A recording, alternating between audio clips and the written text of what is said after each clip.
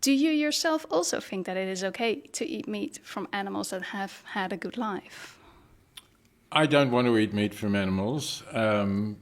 but I do think that the ethical question of whether it is or is not okay is a more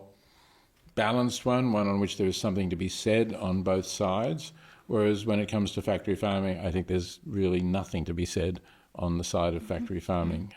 It's not, some people say, well, we need it to feed the world's 8 billion people, but actually it's a waste of food.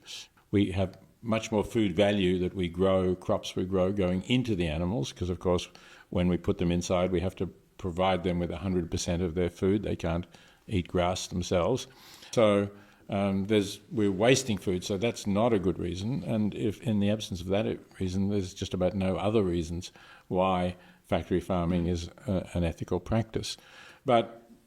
when you do have animals living good lives, and they would not have existed otherwise, that is, they would not have existed had it not been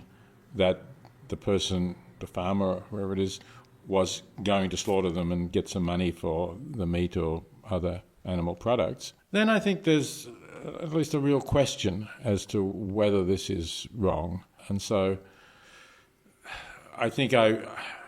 used to, in the first edition of Animal Liberation, I took a harder line against that and said, you're still harming the animal, obviously, that you kill, and you've got to look at the animal in front of you rather than the possible animal who will be born to replace this animal if this animal can be sold commercially. But I now see both philosophical and practical arguments against taking that view. The practical argument is that we need all the allies we can get against factory farming, and in a way I think it makes the issue a lot clearer if you say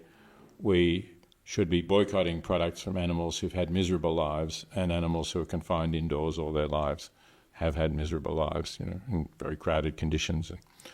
conditions not suited for their nature at all. So I think that's the real issue that I think is clear-cut, and anyone who's prepared to say, I'm against that, I'm not going to purchase products from factory farmed animals, as I say, I would regard as on the right side against factory farming.